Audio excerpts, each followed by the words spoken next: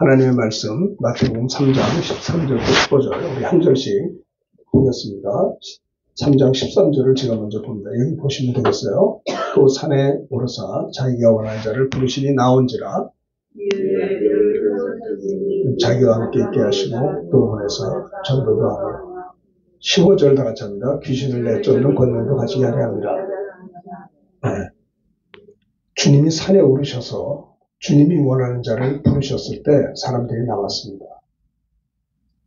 그러니까는 주님께 몰려드는 무리들 가운데에는 주님이 원하셨기 때문에 그래서 그들을 부르시고 그래서 그들이 주님 앞에 나온 겁니다. 많은 사람들은 내 발로 교회 나온 것 같고 내 그 발로 주님을 찾은 것 같지만 사실 우리가 주님 앞에 나온 것은요.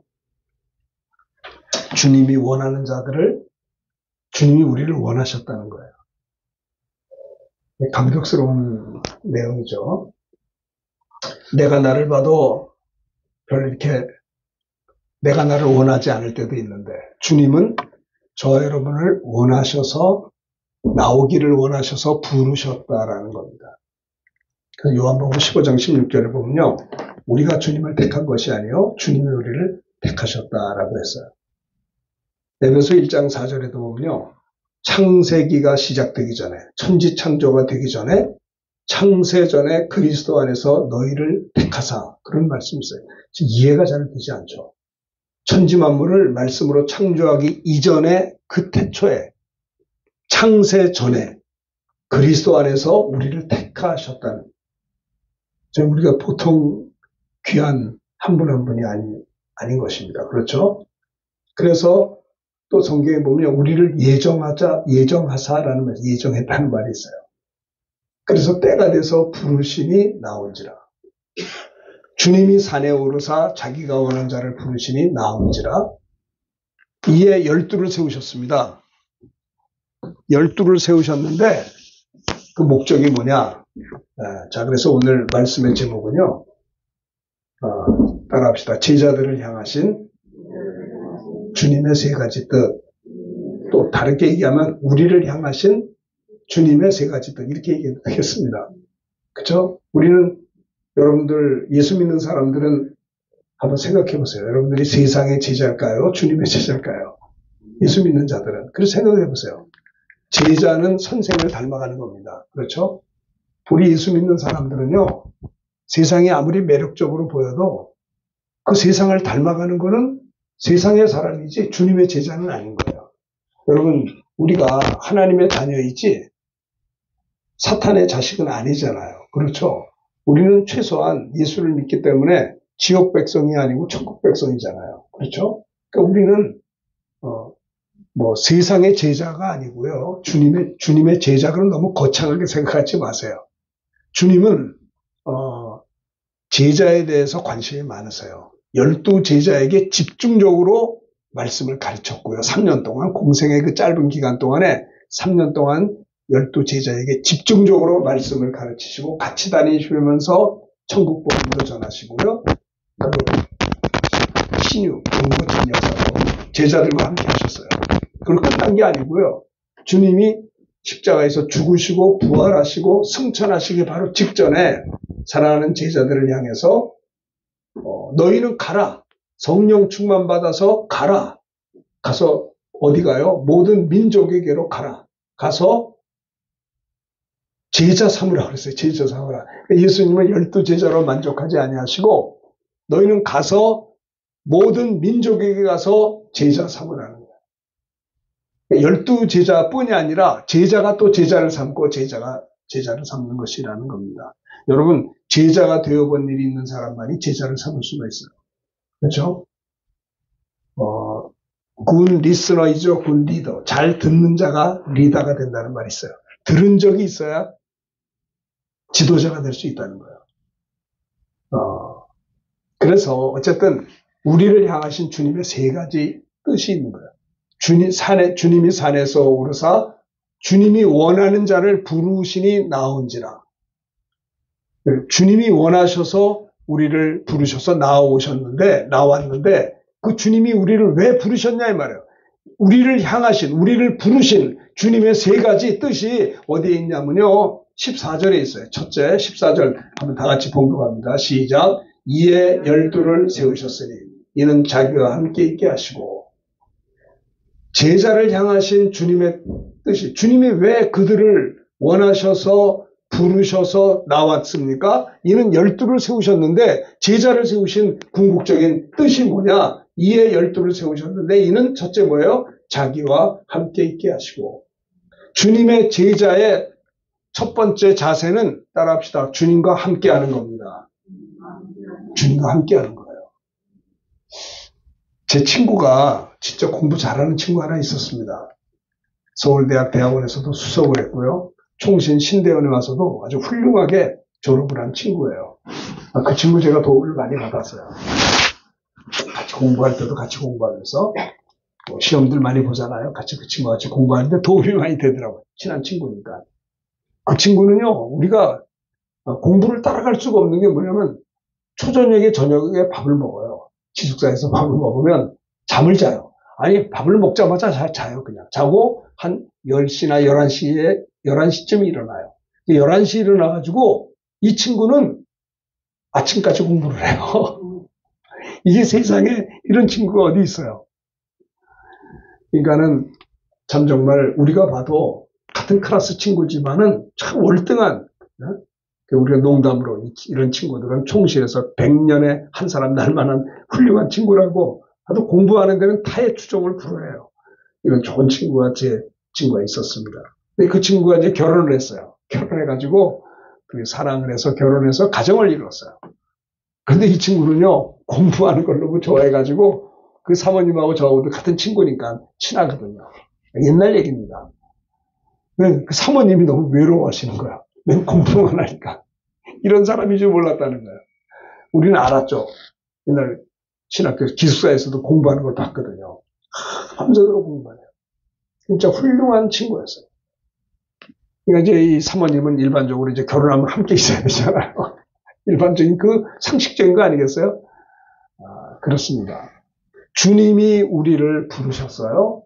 주님의 신부로 불렀어요. 왜 불렀을까요? 이는 자기와 함께 있게 하시고, 신앙생활이라는 것은 다른 게 아니고요. 주님과 함께 하는 겁니다. 뭐가 죄예요? 뭐가 타락이에요? 물론 자범죄 여러 가지가 있지만 주님과 함께 하지 않으려고 하는 그 생각이 타락이에요. 모든 시간 주님과 함께 하려고 하지 않는 거예요. 아시겠습니까? 우리를 향하신, 제자들을 향하신 주님의 세 가지 뜻 중에 첫 번째가 뭐냐? 12를 세우신 목적이 뭐냐? 이유가 뭐냐? 우리를 향하신 주님의 뜻이 뭐냐? 이는 주님과 함께 있게 한다는 겁니다. 여러분들이 공부할 때든지 뭘 하든지 주님과 함께 한다라고 하는 거예요. 이것이 제자들을 향하신 주님의 첫 번째 뜻인 것입니다. 이걸 잘 이해하셔야 돼요. 근데 둘째 아들은요, 아버지하고 있는 게 불편했던 거예요. 아버지하고 있으니까 너무 힘들고 어려워요. 그래서 이 둘째 아들은 내가 앞으로 아버지한테 재산을 받을 거 아니에요. 아들이니까. 기왕에 주실 거 빨리빨리 달라고. 독립하고 싶어가지고 아버지와 함께 있는 게 불편했던 거예요.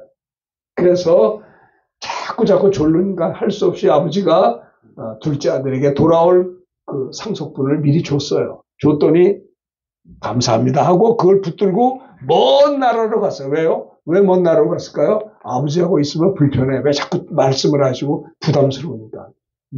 아버지하고 함께 있는 게 힘들었던 거예요. 아버지가 나를 낳아준 건 고마운 건데, 나를 키워준 건 감사한 건데, 여기까지지. 그 다음에는 자기가 마음껏 날개를 펼치고 세상에 나가고 싶은데 아버지 밑에 있으니까 불편했던 거예요. 네? 여러분들이 결혼해서 자녀를 낳았는데 이 아이가 어느 정도 큰 다음에 부모가 불편한 거예요. 부모는 사랑하기 때문에 이렇게 하라고 얘기를 하는데 멀리 떠나고 싶은 거예요. 자, 그래서 멀리 떠났어요. 아주 먼 나라로 갔어요.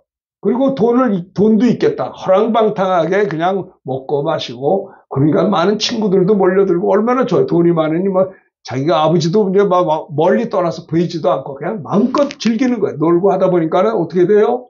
결국 세월이 지나고 지나다 보니까 그러면 말이죠. 다 바닥이 나게 돼 있는 거예요. 시간 지나면요.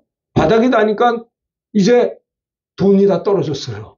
돈이 떨어지니까 그렇게 자기를 쫓아오던 친구들도 다 없어져. 다 없어지고 아니 때마침 또 흉년이 들었어요. 와 설상가상입니다. 그래서 굶어 죽을 수는 없잖아요. 먹을 게 없어서. 그래서 할 수 없이 해보지도 않았던 부잣집 아들이 말이죠.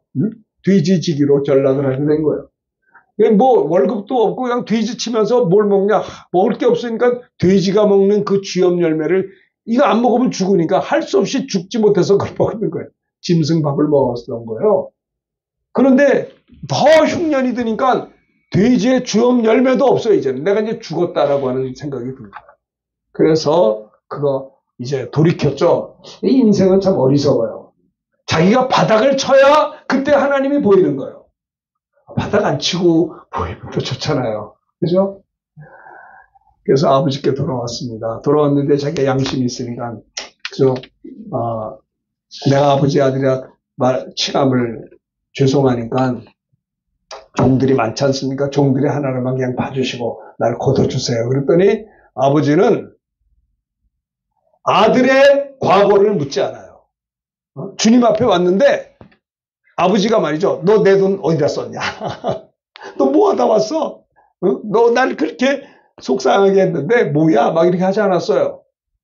그렇게 말 안 듣더니 너 이것밖에 안 돼 이러지 않았어요. 그냥 그 아들을 받아주고 손에 가락지를 껴주고요. 가락지를 꼈다는 건 뭐예요? 아들의 권세를 회복시켜 준 거예요. 네? 하나님은요, 돌아오라는 거예요. 그게 회개예요. 세상으로 가지 말고 돌아오는 거예요. 주님이 우리를 원하셔서 부르시니 나왔는데 이에 12를 제자를 세우신 목적이 뭐냐? 이는 자기와 함께 있는 것이에요. 다른 사람들은 예수 믿으면 불편하게 생각해요. 뭐 이렇게 하지 말라는 게 많은지. 이것도 하지 말라, 저것도 하지 말라, 이것도 하지 말라. 주의를 거룩히 지키라. 주일날 딴 데 가면 안 된다. 11조를 드려라. 또 뭐 술도 먹지 말라. 담배도 피지 말라. 한눈 팔지 말라. 거짓말하지 말라. 죄 짓지 말라. 이러니 하지 말라는 게 너무 많으니까 이게 부담스러운 거예요, 사람들이. 그러니까는 하나님과 함께 하는 게 너무 힘든 거예요. 그래가지고 멀리 떠나고 싶어요. 여러분 신앙생활이 뭔지 아세요? 주님과 함께 하는 겁니다. 하나님의 행복으로 행복하려고 했더라면 둘째 아들은 그러지 않았을 거예요. 우리가 불행하려고 사실 그런 생각해요. 우리 이재선 원장님이 기도 생활하는 걸 우리에게 간증을 했어요. 이렇게 오랫동안 기도했다. 그럼 오랫동안 기도하면 그 고행하는 겁니까? 오랫동안 기도하면 그게 힘든 무슨 노동입니까? 나는 주님과 함께해서 행복했을 거라고 생각해요. 정말 하나님과 함께한 거예요. 예전에 제가 청년 시절에 1976년도에 그때 우리 영등포 한남교회 중고등부하고 청년하고 일산에 삼해학원이라고 하는 조그만 학교를 빌려서 여름 수련회를 했어요. 근데 참 그때는요 에어컨도 없어요. 마룻바닥에 앉아가지고 의자도 없이 거기서 이제 전사님 나와서 설교하시고 우리는 찬송하고 기도하고 뭐 바닥에 앉아서 막 찬송 부르면서 했는데 이해가 잘 안 되실 거예요, 젊은 사람들은. 그런데 그때요, 은혜가 풍성한 하나님은 은혜 받고 싶어서 믿는 자 한 사람 한 사람 어제나 오늘도 언제든지 변찮고 보호해 주시네. 주여 성령의 은사들을 지금도 내리어 주소서. 이런 찬송이거든요. 1절, 2절, 3절, 4절을 불러요. 그런데 우리 한나자매도 수련회 갔다 왔다고 그랬는데 그렇게 찬양을 해요. 근데 이게요, 설교 듣기 전에 찬양을 하는데 1절부터 4절까지 찬양인데요. 한 번 부르고 두 번 부르고 그때 무슨 드럼이 있나요? 뭐 신디 뭐 이런 게 있나요? 아름다운 거 없어요. 그냥 풍구만을 넣고 부르는 거예요. 찬송 부르고.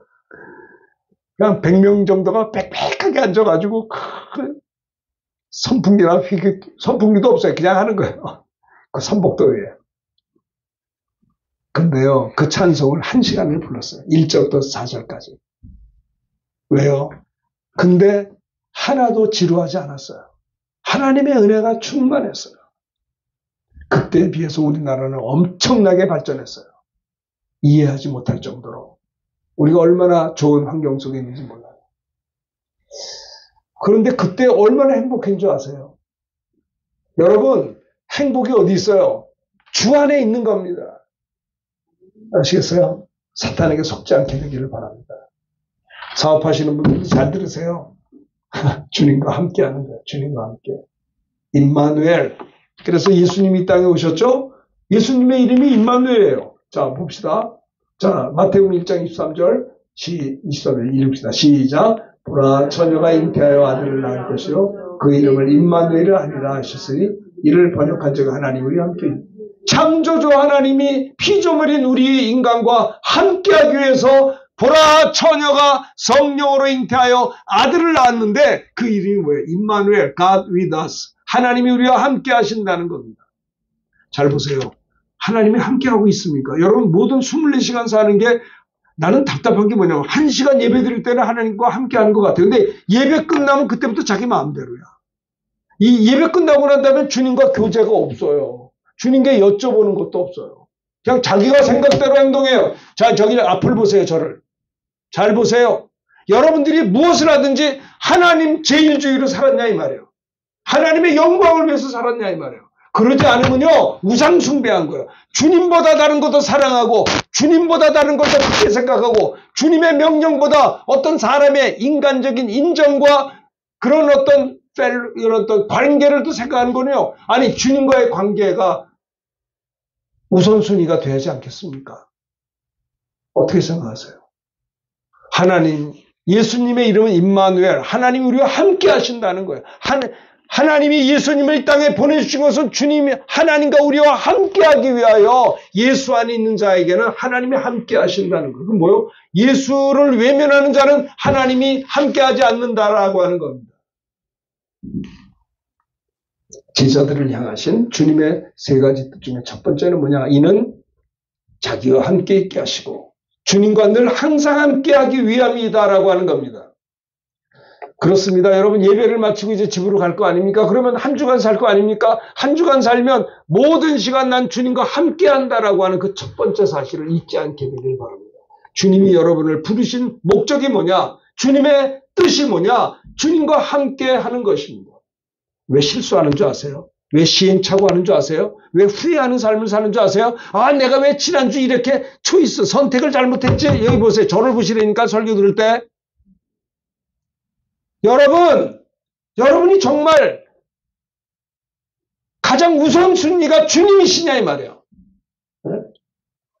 제가 2003년도에 미얀마 한인교회 담임 목사로 부름받아서 이제 제가 공동회의가 결정돼서 한인교회에서 저를 불러주셨어요. 그래서 저는 가기로 결정했는데 그때 우리 큰아들은 고등학교 3학년이었어요. 제 집사님이 그러더라고요. 고3을 놔두고 그런 데 가는 게 어딨냐고. 아들 뒷바라지를 들었는데 그 틀린 말은 아니었어요. 그때 저희 아버님이 연세가 높았어요. 86세신가 그랬었어요. 근데 저한테도 그러더라고요. 아니, 어딜 가냐고. 여기서 목회하고 있는데 그 미얀마를 가면 어떡하냐고 그러시더라고요. 그래서 제가 참 연로하신 아버지, 옛날 그게 2003년도에 연세가 86세면요. 연세가 굉장히 높은 겁니다. 요즘에도 86세가 높지만 옛날 20년 전에는요. 86세가 더 고령이었다고요. 그렇죠? 요즘 뭐 100세 시대니까 90도 가고 그러지만 2003년도였습니다. 그때가. 21년 전이에요. 그러니까 연로하신 아버님을 이렇게 하는데 인사를 드리고 공항을 향해서 가는데 그 눈물이 나더라고요. 왜 눈물이 나냐면 못 뵐 것 같아 더 이상. 너무 연세가 높으시니까 이제 또 볼 수 있겠는가. 그 생각이 갑자기 북받치더라고요. 내가 또 얼굴을 봐야 되는데 연로하신 아버지를 놓고 간다는 게 참 불효자식이에요. 이거는 사실. 그래서 저는 이런 부자간의 정도 중요하고 또 아들이 고3이라고 하는 그 안타까움도 있지만 그 관계보다 주님과의 관계가 저는 귀했어요. 네? 난 여러분들이 주님을 참 사랑하는 자가 되기를 바라요. 그리고 주님의 사랑받게 되기를 예수님의 이름으로 축원합니다. 아시겠어요? 어린애들은 달라고만 해요. 엄마, 아빠, 나 주시오, 주시오, 주시오. 제가 나중에 장성해서 결혼해서 가정을 이루다 보니까 부모님한테 주시오, 주시오 아니라 어떻게 하면 좀 드릴 수 있을까? 여러분, 미성숙한 크리스찬들은 교회 와서 맨날 주시옵소서, 주시옵소서 맨 이런 기도만 하는데 좀 성숙하고 은혜 받고 나면 주님이요, 나를 좀 가지십시오. 내 시간 좀 쓰실래요? 내 물질 하나님 어디 쓸데 없어요? 여러분, 성숙한 그리스도인이 되기를 주의 이름으로 축원합니다. 네? 어린애처럼 그만 사세요. 생각해 보세요. 내가 주님을 위해서, 주님은 나를 위해 십자가에 피 흘려 죽으셨는데, 네? 생각해 보세요. 주님은 나를 위해서 목숨을 바쳤는데 나는 뭐 하고 있냐 말이에요. 많은 사람들은 내가 예를 듭시다. 무슨 뭐 편의점 내가 대표가 됐어요. 그럼 예수님이 편의점 점원이야, 점원. 응? 예수님 때문에 복을 받으려고 하지 내가 이 편의점을 해서 주의 영광을 돌리려고 하지 않는다라고 하는 거예요. 어떻게 생각하세요? 이게 만문이지만 하나님과 재물을 겸하여 섬기는 거 아니에요? 여러분의 주인은 누굽니까? 하나님입니까? 재물입니까? 두 주인을 섬길 수 없다고 그랬어요. 그게 우상숭배 아닙니까? 만문이즘 아닙니까? 오늘날 같이 정말 이 말세지 말에 우리는 살아가고 있어요. 제자를 향하신 주님의 첫 번째 뜻은 이는 자기와 함께 있게 하시고, 저도 이렇게 오늘 주일 예배 드리고 저녁 예배 끝나면 또 이제 다음 주부터는 월요일인가 또 세상에 나가서 또 삽니다. 우리 다 그렇잖아요. 그러면 어떻게 할 거예요? 예배가 끝났다고, 주일이 끝났다고 끝난 게 아니라 그 이후에도 예배인 것입니다. 예배하는 마음으로 나아가야 되는 겁니다. 주님과 함께 하는 겁니다. 그래서 진짜 기도하고 싶어요. 기도하고 모든 시간 기도하고 모든 시간 한눈 안 팔고 사는 것이 저의 기도 제목입니다. 모든 시간 세상의 유혹을 물리치고 모든 시간 성령에 붙들려 살고 싶은 거예요. 많은 사람들이 사업을 하는 건 좋아요. 근데 그 우상이 된다니까요. 주님에게 목을 매는 게 아니라 자기 사업에 목을 맨다. 그 목을 매는 게 잘못됐다는 게 아니에요. 좋아요. 그런데 먼저 그의 나라와 그 일을 구하자 이 말이에요. 먼저 하나님의 영광을 위해서. 아니 뭐 병 고침 받아 뭐 하려고 그래요? 병 고침 받아서 딴짓 하려고 그래요? 네? 여러분, 우리가 건강한 것은 이 건강한 몸 가지고 주님 나라 위해서 충성하려고 전 그런 기도를 해요. 나도 이번 집회 때 전도하기로 손을 들었어요. 그래서 기도했어요. 하나님, 전도할 수 있도록 건강 주세요. 전도할 수 있도록 은혜를 주세요. 아니 하나님이 건강한 주면 어떻게 나가 복음을 전할 거예요? 생각해 보세요. 어떻게 주의를 할 거예요?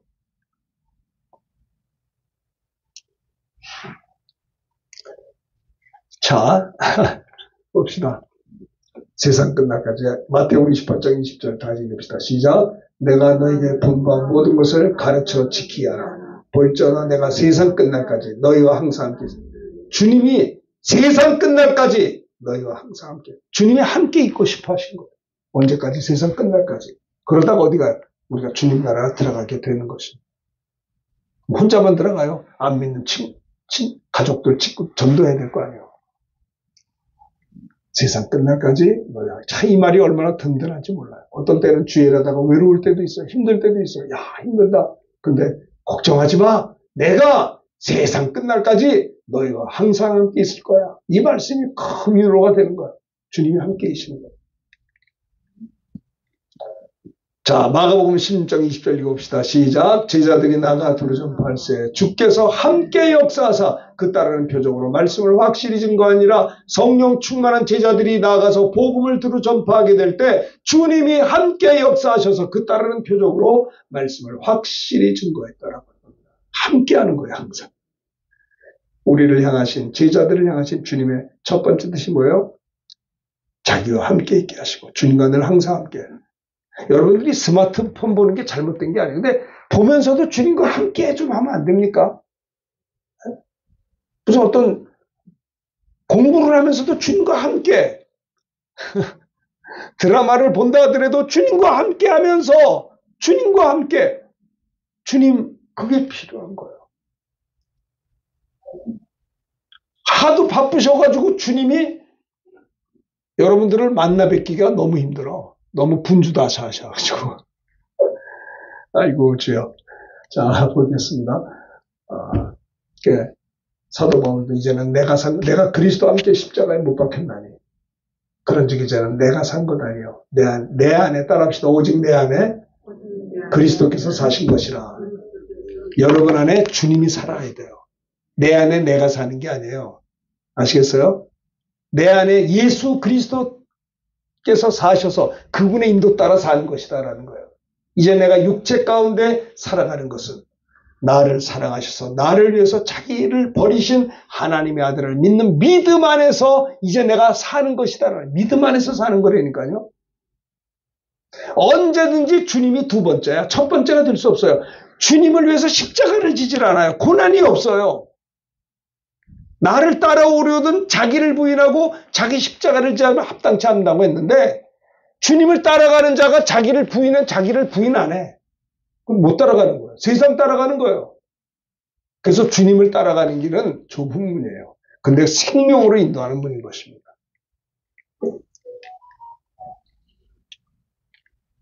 여러분, 주님과 함께 하려면 어떨까요? 말씀은 하나님이거든요. 하나님 말씀을 합니다. 읽고 듣고 묵상하는 것은 하나님과 함께 하는 겁니다.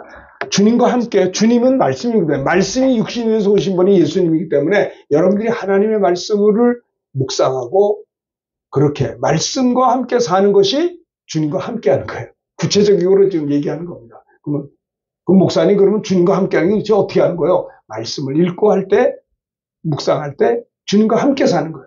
여러분이 24시간 살면서 식사도 하고 뭐 이것저것 다 하는데 성경을 펴고 보시라 이 말이에요. 한 번도 안 본다. 10분도 안 본다. 이 말이 되는 거 아니에요. 영혼의 양식에 대해서. 아니면 좋은 설교를 듣는다든가. 스마트폰이 얼마나 훌륭한 목사님들이 많으세요. 자꾸 말씀을 들으시라고. 저도 들어요. 믿음은 들으면서 하는 거예요. 그게 주님과 함께 하는 겁니다. 이는 자기와 함께. 어떻게 주님과 안 보이는 어떻게 함께. 말씀을 가까이 하는 거예요. 말씀을 듣고 말씀을 읽고 암송하고 하는 겁니다. 그렇게 하고 계십니까? 그게 주님과 함께한 하나님 말씀 살아고 운동력이 있어요. 좌우에 날 수 없던 일이에요. 혼과 영과 관조가 골수를 찔러 쪼기까지 또 마음의 생각과 뜻을 판단하나니 그랬습니다. 주님과 함께하는 건 뭐냐? 믿음 성장을 위해서 애쓰는 거예요. 따라합시다. 믿음은 들음에서 나며 들음은 그리스도의 말씀으로 말미암느니라. 믿음은 말씀을 들을 때 믿음이 생겨요. 우리 오늘 지난주에 부흥회하면서도 강사 원장님의 말씀을 들을 때 우리도 저렇게 해야 돼. 믿음이 크는 거예요. 말씀을 많이 들으면 믿음이 커요. 근데 말씀을 하나도 안 들어. 세상 소리만 들어오면 믿음이 그대로예요. 그대로. 믿음은 들음에서 나고 들음은 그리스도의 말씀으로 말미암는 겁니다. 우리 여기 형제들, 자매들, 청년들도 있는데 얼마나 좋은 시절인지 여기 말씀으로 부정하세요. 그럼 믿음이 무럭무럭 성장하게 될 것입니다. 또 주님과 함께하는 게 왜? 기도하는 삶이에요. 기도하는 삶.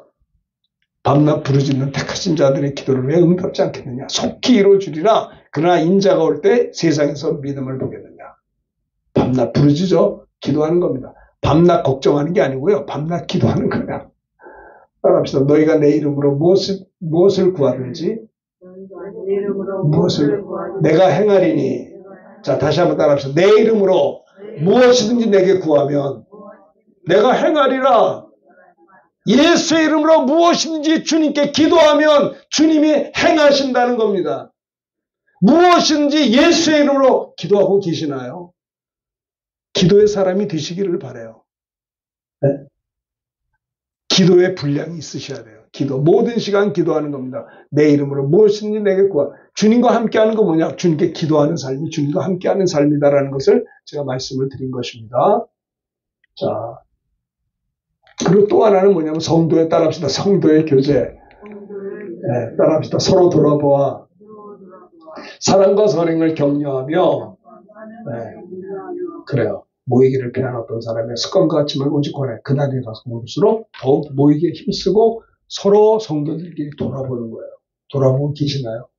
어떻게 지내셨습니까? 서로 돌아보는 거예요. 사랑과 선행을 성도의 교제를 통해서 저 성도를 통해서 주님이 나에게 역사하신다고요. 아시겠어요? 그게 주님과 함께하는 방법이, 저도 친구들이 많이 있어요, 목사님들. 그러면 정말 신앙적으로 참 교제하는 목사님들이, 제 동기들이 있어요. 그럼 그분에게도 같이 교제해요. 그래서 제가 이번에도 부흥회를 앞두고 제 동기 목사님한테 전화해서, 목사님 기도 한번 해주세요. 뭐요? 우리 교회 부흥회. 그러니까 전화로 기도해 주더라고. 이게 서로 성도들끼리 교제할 때 주님과 함께하는 거예요. 저는 친구가 전화 통 잡고 목사님이 기도해주면 무릎 꿇고 기도해. 뭐 눈에 안 보이지만 하나님 앞에 기도하는 거니까. 이게 주님과 함께하는 것이다라는 겁니다. 기도하면서. 그리고 또 전도하는 사람도 그래요. 제자들이 두루 나가 복음을 전할 때 주님이 함께 하신다는 거예요. 네? 복음을 전해본 적이 있으세요, 정말? 안 믿는 형님 만나서 오랜만에 친척 갔어요. 근데 형님한테 예수 믿으세요. 해야 되는 거예요. 그런다고 믿을까요? 아니요. 전도에 미련한 걸 통해서 하나님이 구원받는 자들을 구원하기를 기뻐하신다고 했어요. 온 천하 다니면 만민에게 복음을 줘요. 전도는 아무나 하는 줄 아세요? 성령 받아야 권능받아 전도하는 거예요. 성령 받기 전에는 전도자가 아니에요. 부담스러워요. 성령 받고 난 다음에 베드로는 외칠 때 3,000명이 들어왔다고요. 성령 받기 전에 그런 일이 없었어요. 성령 받기 전에 사도 사울은요, 하나님과 원수된 삶을 살다가 다메섹에서 예수 회개하고 예수 믿고 아나니아에게 기도하다가 성령 충만 받은 다음에 다메섹부터 예수는 하나님의 아들이요, 그러세요 전했다고요. 여러분들이 전도하는 게 힘들면 나는 왜 전도 못하나 그러지 말고요. 여러분들이 성령을 못 받아서 그래요. 성령이 임하면 권능을 받아요. 전도하는 권능. 아시겠어요? 무능한 나였는데 성령을 받으면 권능 받아 예수를 증거하는 자가 된다니까, 땅끝까지. 주님과 함께하는 방법이 그거예요. 두루 나가 복음을 전할 때 그때 함께 주님이 역사한다는 거예요. 왜 주님이 함께 역사하지 않느냐? 두루 나가 복음을 전한 적이 없어요. 그러니까 역사할 수가 없지. 이는 자기와 함께 있게 하시고, 어떻게 주님과 함께해요? 말씀을 통해서 함께합니다. 성도의 교제를 통해서 함께합니다. 전도할 때 함께하는 겁니다. 기도할 때 함께하는 겁니다. 함께 하시면 좋겠어요. 둘째 아들은 그게 싫었어요. 멀리 떠났어. 그러다 허랑방탕해서 아까운 시간 다 뺏기고, 물론 나중에 회개하고 돌아왔습니다만, 그렇죠? 제자들을 향하신 주님의 첫 번째 뜻이, 이는 자기와 함께 있게 하시고, 신앙생활은 주님과 함께하는 거예요. 모든 시간. 우리 형제자매들이 데이트를 한다고 해서 데이트할 때도 주님과 함께하는 거예요. 주님이 뭘 원하실까? 주님 안에서 뭐든지 할 수 있었는데 주님 안에서 하라는 거예요. 비즈니스 하는 분들도 주님 안에서 어떻게 하면 내가 하나님의 영광을 위해서 이 사업을 할 수 있을까? 주님 안에서 하라는 거예요. 공부하는 사람도 내가 주님 안에서 하나님의 영광을 위해서 나에게 지혜를 주시고 은혜를, 하나님 영광에 대해 공부해서 하나님 전문가가 되겠습니다. 주님과 함께 하라는 거예요. 혼자 하지 마시고요. 네? 그러니까 우리 크리스찬들이 말입니다. 우울하다는 게 말이 안 돼. 주님과 함께. 여러분, 주님과 함께한 바울은 옥속에서도 기쁨의 빌립보서를 기록했어요. 항상 기뻐하라. 내가 다시 말하니 기뻐하라. 옥중에서 주님과 함께했기 때문에 우울할 수가 없는 거예요. 항상 기뻐한 거예요. 주님 때문에. 주님과 함께하는 자는요, 늘 풍성한 것이다라고 하는 겁니다. 자, 제자들을 향하신 주님의 또 첫 번째는 이는 자기와 함께, 주님과 늘 항상 함께. 두 번째는 뭐냐? 14절입니다. 읽읍시다. 시작. 이에 열두를 세우셨으니 이는 자기와 함께 있게 하시고 또 보내사 전도도 하며. 제자들을 향하신 주님의 두 번째 뜻은 뭐냐? 또 보내셔서 전도, 사람을 구원하게 한다는 것이다. 우리를 부르신 것은, 우리 생각해 보세요. 예수 믿은 지 10년 되고 20년 되고 몇 명이나 전도를 했어요. 아니, 자기 아내도 전도를 못해. 자기 남편도 전도 못해. 그게 여러분의 영적인 모습이에요. 아시겠어요? 아니, 주님이 우리를 부르신 것은 자기와 함께 있게 하시고 또 우리를 보내사 전도도 하며, 주님 내가 여기 있사오니 나를 보내소서. 그죠? 주여 내가 이거 있나 나를 보내시옵소서. 누가 복받은 자예요? 쓰임받는 자가 복받은 자죠. 저는 이 이번에 부흥회하면서도 기쁜 게 어차피 금토일 지나가는데 집회하니까 너무 좋아요. 아침부터 저녁까지 좀 바쁘긴 했고 피곤하긴 했어도 종일토록 찬송하고 기도하고 교우들만 함께 와 주님과 함께 하니까 이보다 더 큰 축복이 어디 있어요. 집회 끝나면 좀 허전할 것 같아. 주님과 함께 하는데 이게 얼마나 감사해요. 여러분 지난 날들을 돌아보면 주님과 함께하고 주님 앞에 쓰임받던 그 기간이 너무나도 소중한 거예요. 제가 부목사로 한 1년 동안 있는 동안에 7개월 동안 매일 내가 전도하고 신방했던 때가 얼마나 행복한 줄 아세요? 진짜 열심히 뛰었었어요. 근데 그 앞에 쓰임받았던 그 순간이 그렇게 소중할 수가 없는 거예요. 제자들을 향하신 주님의 두 번째 뜻은 이는 보내사 전도도 하며, 주님이 여러분들을 원하셔서 부르고 나왔고 주의 제자로 세우신 것은 뭐냐? 여러분들을 보내셔서 전도하는 겁니다. 제가 예전에 우리 어머니가 연세가 90이었어요. 90이니까는 연세가 90세, 90이니까는 제가 이렇게 모시고 이렇게 나가야 한번 이렇게 드라이브도 한번 하고 밖에 나가서 외식을 해요. 그러니까 제가 안 가면 나 혼자 나오시질 못해요. 연세가 90이 넘으니까 무릎이 좀 아프셔서 혼자 이렇게 밖에 나오질 못하시는 거예요.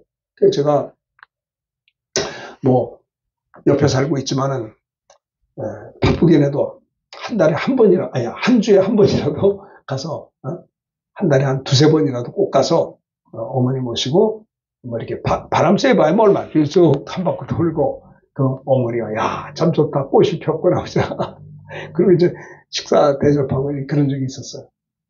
우리 어머니 늘 집에만 누워 계세요. 연세가 높으니까. 예전엔 그러지 않았었는데 우리 어머니가 얼마나 예전에 사업도 많이 하시고 기도도 많이 하시고 참 열심히 했던 분인데 90이 넘어가니까 이 사람이 힘이 무릎에 힘이 없는 거예요. 차를 할 때도 이렇게 다리를 들어들어 이렇게 하네. 아유 힘들더라고요. 우리 어머니가 늘 누워만 계세요.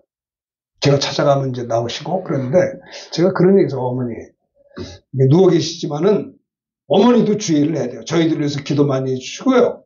어머니도 전도할 수 있어요. 어떻게 내가 할 수 있냐? 나가지도 못하는데 전화로 하세요. 전화로 전도 대상자들에게 친척들에게 가족들에게 전화해서 기도도 해주시고 너 왜 해서 하지 않느냐? 전도도 좀 하시라고. 누워 계셔도 할 수 있더라고요. 보니까. 네?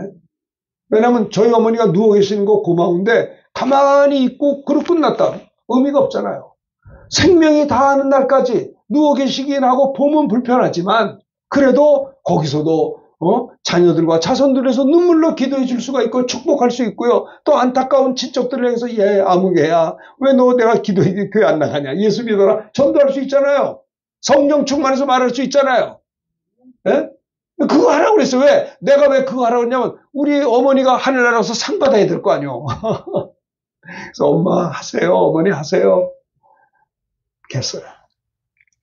주님이 우리를 부르신 것은 자기와 함께 있게 하시고 또 보내서 전도도 하며 전도는 부담스러운 거예요. 여러분 순교자가 어디서 나오는지 아세요? 순교는 아무나 하는 게 아닙니다. 순교는 전도할 때 순교가 있어요. 139년 전에 서구에 우리 선교사님들이 20대 중반 후반에 꽃다운 나이에 미국의 명문대학을 졸업하고 신학대학원 MDB를 졸업하고 목사가 된 다음에 힘들고 어려운 한국어를 공부해서 선교 훈련을 마친 다음에 선교사로 우리나라 조선 땅에 왔거든요. 와가지고 그들이 뭐 했어요? 토마스 선교사 같은 경우는 들어오자마자 대동강에서 목배입을 당했어요. 순교를 당한 겁니다. 선교사들은 무수히 우리나라에 와서 풍토병으로도 죽고 복음 전하다가 희생했어요. 전도는 그겁니다. 스데반 집사님도 순교 안 당할 수도 있어요. 성령 충만한다고 순교당하는 게 아니고요. 성령 충만하고 기도 많이 한다고 아무도 건드리지 않아요. 근데 성령 충만해서 나가서 복음을 전할 때 돌이 날라온 거예요. 여러분 전도는요. 이거는요. 고난이 있는 거예요. 아시겠어요? 가장 도전이 있는 겁니다. 네? 복음 전하다가 순교자가 나오는 거예요. 그런데 전도할 때 그 전도에 미련한 걸 통해서 하나님은 천하보다 귀한 영혼을 건져내시는 거예요.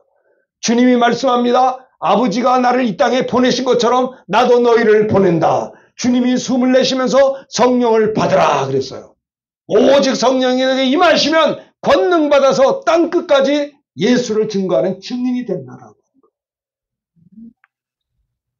그래서 주님이 우리를 원하셔서 부르셔서 우리가 나왔고 주의 제자로 세우신 목적이 뭐냐? 주님의 뜻이 뭐냐? 첫째 뜻은 이는 자기와 함께 있게 하시고, 두 번째 우리를 또 보내사 그분이 우리를 보내서 전도하게 되는 겁니다. 만날 자를 만나게 하시고요. 그래서 우리가 이 복음 전하는 일에 전심전력을 해서 마태복음 4장 19절 봅시다. 시작. 말씀하시되 나를 따라오라. 내가 너희를 사람을 낚는 어부가 되게 하리라. 나는 사람 낚는 어부입니다 라는 사람 손 들어보세요. 네. 한 분밖에 없어요. 나는 신학생들은 뭐야 도대체. 나는 사람 낚는 어부입니다. 손 들어보라니까. 네. 아이고 주여. 손 내려요. 아직 늦게 내린 사람 비기도 싫어. 자, 나도 이게 부담스러웠어요.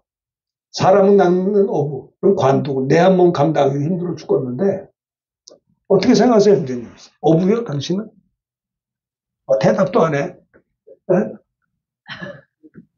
여러분, 내가 어부가 되려고 몸부림을 안 쳐도 돼요. 아시겠어요? 우리가 주님을 따라가면 주님이 우리를 어부 되게 하는 겁니다. 내가 어부가 되려고 몸부림을 칠 필요가 없어요.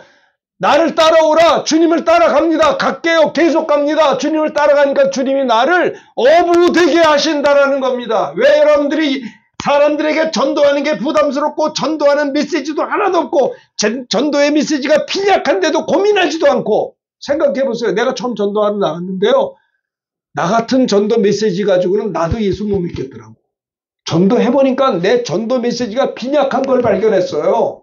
임종 직전에 사람들에게 목사님 가서 예배 드려주세요. 우리 아버지 이제 돌아가신다고 의사선생님 말씀했어요. 예수 믿어야 될 거 전도 예배 드려. 임종 직전에 가서 전도를 했는데요. 내가 전도하면서도 참 부끄럽더라고요. 이 정도 메시지 가지고 저분이 예수 믿을 수가 있겠는가. 한 번도 복음을 들어본 적이 없는 어른이에요. 잘해야 될 거 아니요. 충분히 복음을 이야기해야 될 거 아니에요. 그 메시지가 여러분이 있나요? 내가 전도의 메시지가 부족한 거에 대한 갈등과 고민을 해본 적이 있나요? 전도사님들? 전도사님들은 전도의 도사인데 그러면 전도를 안 해. 네? 이름을 띄시오 그러면. 내가 큰 교회 담임으로 부임했을 때 7년 된 전도사님이 계셨어요. 연세가 높으셨어요. 전사님 저하고 전도 나갑시다 그랬더니 웃어요. 웃긴데 왜 웃어? 전도 나가면 나가는 거지. 저는 전도 나가본 적이 여기 부임 언제 했어요? 7년 전에 부임했대요. 그 교회. 7년 동안 전도한 적이 있으세요? 그러니까 한 번도 없다니 깜짝 놀랐어요. 아니 전도사님이 7년 동안 전도를 한 번도 한 적이 없다니. 그러면 뭐 했어요? 그러니까 신방을 갔다는 거예요. 내가 그랬어요. 내가 담임 목사니까 내가 오늘부터 당신의 직분을 전도사에서 신방사님으로 바꾸겠습니다. 왜? 신방을 했으니까. 제가 뭐 사람 이름대로 사는 거 아니에요? 응? 그렇잖아요. 그 회의하고 웃더라고요. 그래서 내가 전사님 그러지 말고 내일 나하고 한 달 동안 매일 나가 전도합시다. 그래서 내가 후암시장을 돌아다니면 그 전사님하고 같이 전도했어요. 전도하니까는 나도 창피하더라고요. 전사님 옆에서 전도를 갔는데 문전박대 당하고 어떤 사람은 나한테 막 뒤를 덤벼들고 하는 사람도 있거든요. 내가 이걸 해야 되나? 하는 거죠 뭐. 주님은 나를 위해서 십자가에 피 흘려 죽으셨는데 형제 해본 적 있어요? 전도를 그렇게? 해보세요. 근데 어떻게 신학생이냐 이 말이에요. 어떻게 부름받은 거지 내가 온 거지 난 모르겠어. 응? 나는요 선교지에 가면 부름받아 온 사람이 아니라 후진국이니까 서울 목사하고 연결되면 인컴이 좋거든요. 현지인들이. 부름받았다고 믿고 신학교를 와요. 부름받은 적도 없는데. 그거를 우리 김장한 목사님도 그 얘기 하시더라고요. 응? 그러니까 신학생이 되고 전사가 되면 대학 나온 애보다 월급이 한 10배로 많아. 후진국은 약하거든요. 그러니까 부름받아서 주의 일하는 게 아니고요. 우리가 옛날에 신학교 갈 때는 세상을 다 배와 부치를 버려두고 주의 일을 했는데 선교지 가보니까는 한국 선교사들이 막 100불, 300불, 500불 매달 도와주니까 이거는 그 사람들이 대학 졸업해도요. 50불도 못 받아요. 한 달 월급인데 목사가 되면 300불, 500불 매달 후원해 준단 말이에요. 이런 좋은 직장이 어디 있어? 이게 돈에 눈이 먼 사람이에요. 주님을 사랑하지 않는 사람이에요. 이게 참 문제입니다. 나를 따라오라. 나는 신학교 들어가서 저걸 보고 사람 낳는 어부가 제가 되겠습니까? 내 한 몸도 추스리기가 힘들어. 맨날 어려움을 당하는데 주님을 따라가니까 어부가 되더라고요. 네. 주의 인도하심 따라 어디든지 가려네. 오순절 마가다락방지 가서 기도하고 성령 받기를 몸부림을 치고 그 성령 받아 충만 받으려고 기도원 가서 신학교 다닐 때 2주간 동안 기도원에 가서 몸부림을 치고 성령 충만 달라고 2주간 동안 했어요. 그 성령 충만은 받은 것 같은데 은사는 하나도 못 받았어. 근데 막 기쁨이 넘쳐서 그 은혜 받고 싶어서 네? 그러다가 친구 전도사님이 나를 붙잡고 기도할 때 더 성령 충만을 받게 되고 기도원 2주 동안 몸부림을 쳐도 받지 못했던 방언이 내 입에서 나오기 시작했어요. 그리고 하나님께서 내 병을 고쳐줬어요. 오늘날에는 암병 낫고도 딴짓하더라고요. 저희는 그때 위장병 낫거든요. 그 은혜 너무 고마워서 하나님 내가 드릴 거 없는데 제가 목사가 되면 꼭 개척교회 할게요. 소원 기도를 했어요. 제가. 왜? 내가 사랑의 표현이에요. 내가 능력 있어야 하는 게 아니라 주님께 드리고 싶었어요. 너무 인색하게 예수 믿은 게 너무 부끄러웠다 이 말이에요.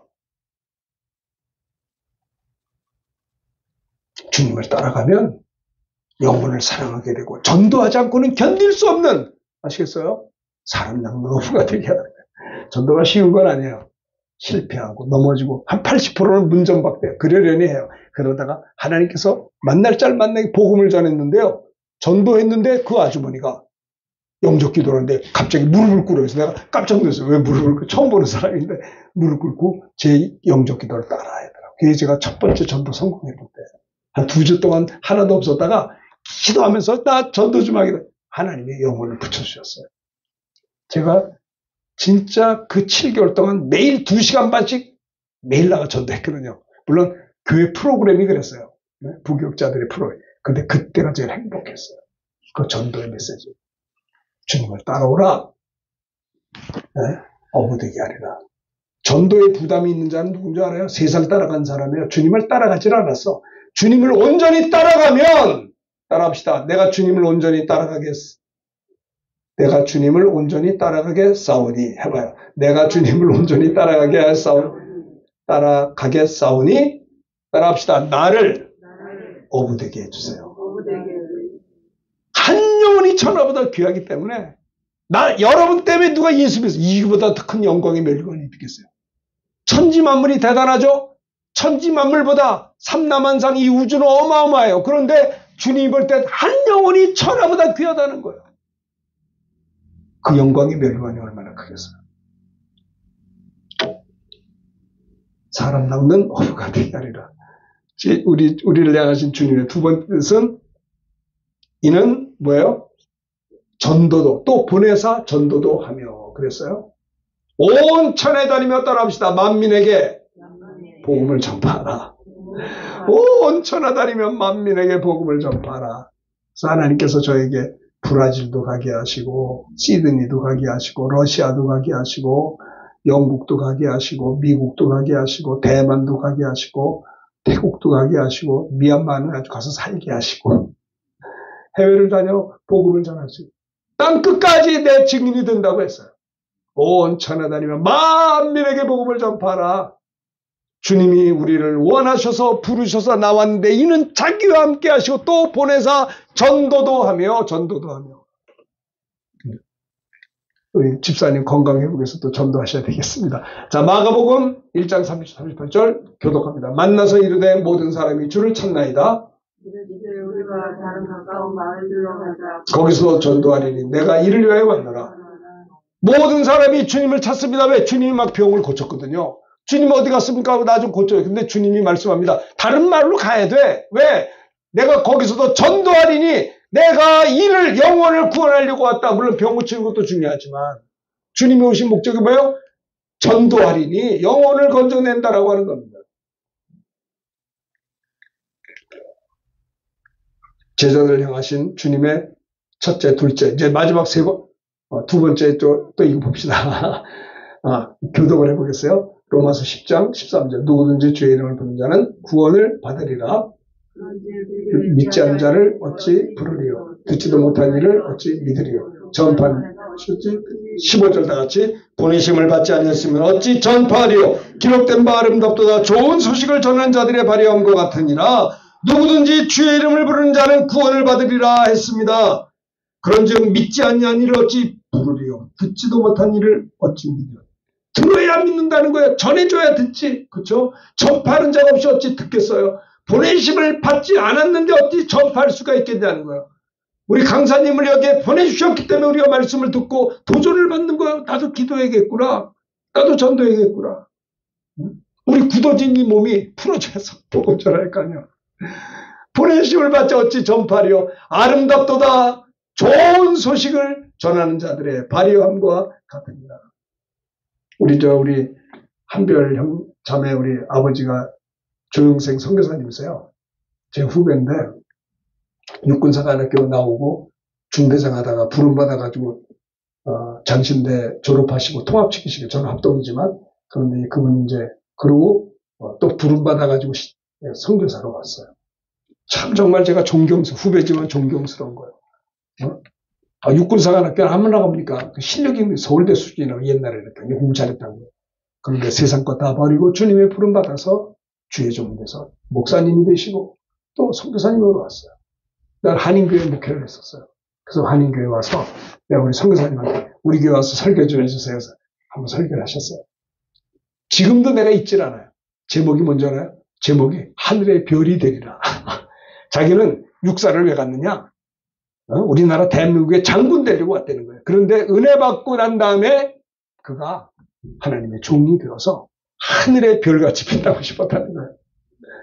야, 은혜가 넘쳤어요. 뒤에 계신 우리 자매가 막내딸이요. 한별. 저도 이름이 또 별이야, 또 한별이. 별이 되리라. 그 설교가 잊혀지지가 않아요. 주를 위해서 수고하고 희생한 그 아름다운 모습이 너무 아름다워. 보내심을 받지 아니했으면 어찌 전파하리요. 139년 전에 이 조선 땅 척박한 우리나라에 하나님의 보내심을 받은 서구의 목사님들 때문에 우리가 예수 믿은 거 아니에요. 아름답도다. 좋은 소식을 전하는 자들의 발휘함과 같으니라.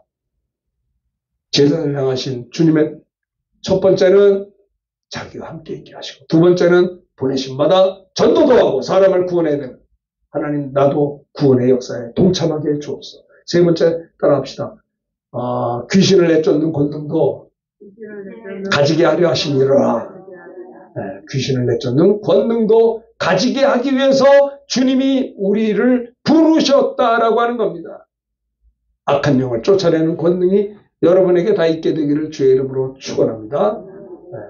마귀 권세를 이기게 하시기 위하여 우리를 부르셨다라고 하는 거예요.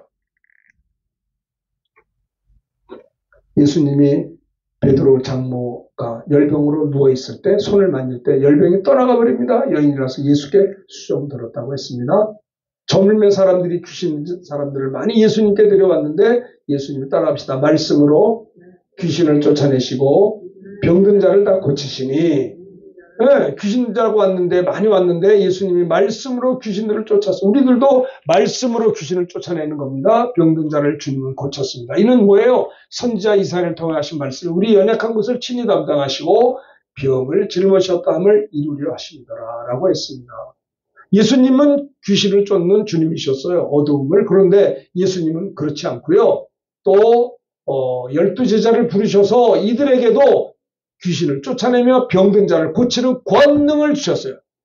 주님은 주님의 그 권능을 독점하지 않고 제자들에게 그 능력을 주셨다라는 겁니다. 그래서 그들을 파송하면서 병든 자를 고치며 죽은 자를 나병한 자를 깨끗하며 귀신을 쫓아내되 너희가 거저받았으니 거저주라고 한 것입니다.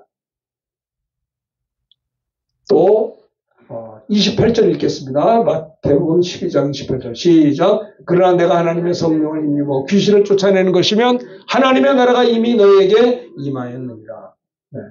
하나님의 성령으로 귀신을 쫓아내면, 성령 충만해서 귀신을 쫓아내면 그 사람에게 하나님의 나라가 임한 거예요. 할렐루야. 네. 하나님의 나라가 임했기 때문에 악한 영이 떠나는 거예요. 왜 귀신이 안 나가네? 안 임했기 때문에 안 나가는 거예요. 성령으로 귀신을 쫓는 거는요, 하나님의 나라가 임하는 거예요. 그 영혼을 건져내는 것이다. 요즘 귀신 들려가지고 자살을 하고, 귀신 들려가지고 사람을 죽이고, 귀신 들려가지고 마약을 하고, 얼마나 죄악이 많아요. 귀신이 들려서 그래요. 쫓아야 되는 것입니다. 죄를 짓고 나쁜 짓하고 거짓말하고 해꾸지하고 남을 괴롭히고 약한 영들의 역사 아니에요? 귀신을 내쫓는 권능을 가지게 하기 위해서 우리를 부르셨다라고 하는 것을 이야기합니다. 또 믿는 자들에게 구원만 받는 것이야. 이런 표적이 있다. 따라합시다. 그들이 내 이름으로 귀신을 쫓아내며, 너희가 내 이름으로 귀신을 쫓으라는 거예요.